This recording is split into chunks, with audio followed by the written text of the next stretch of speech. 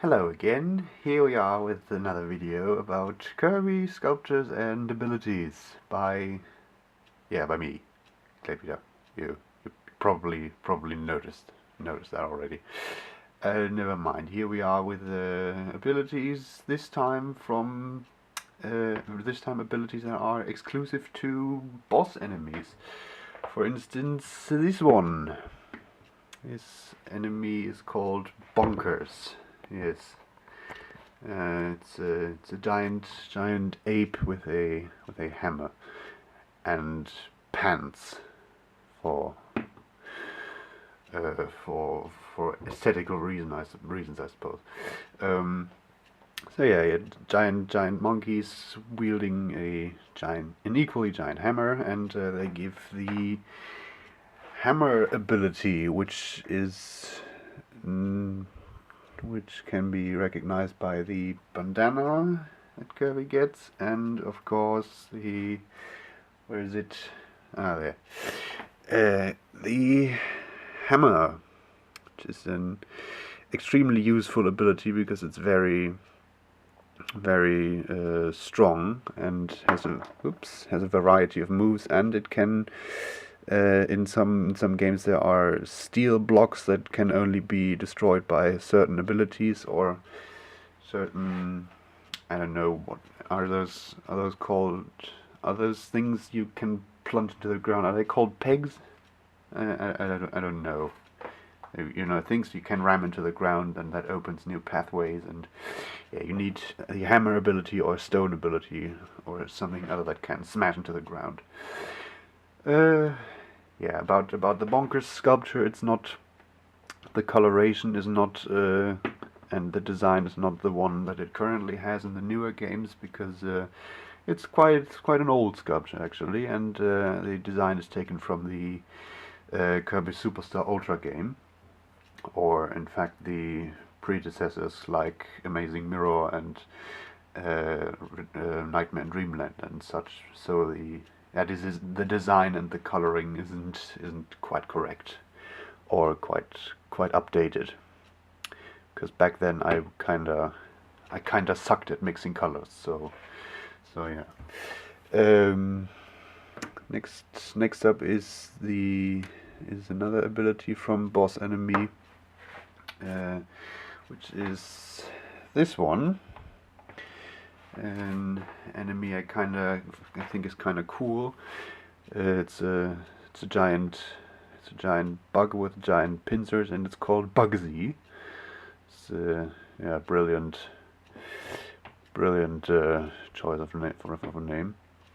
But yeah, I think he's kinda cool, and the ability Kirby gets is similar to the fighter ability in appearance, but it's blue bandana instead of red, and it's the backdrop ability where he gets some wrestler moves.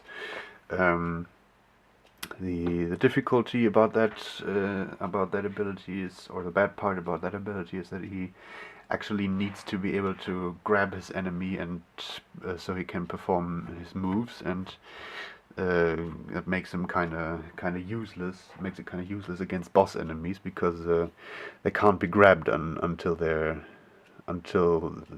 defeated in the case of mini bosses, or they can't be grabbed at all in case of real bosses. Yeah, in other games this was the throw ability that looked exactly like this with the blue bandana. For example, in Amazing Mirror, it was the throw ability, where you could suck things in like usual, but then he could, instead of inhaling them and swallowing them, he could throw things. And I think also in the anime it was the throw ability instead of the backdrop ability, but that was not granted by Bugsy, but instead by another enemy, the Fun, I think, the elephant enemy. And another ability I'm going to show is the one that's given by this enemy. This is Tuck, the thief, and the ability,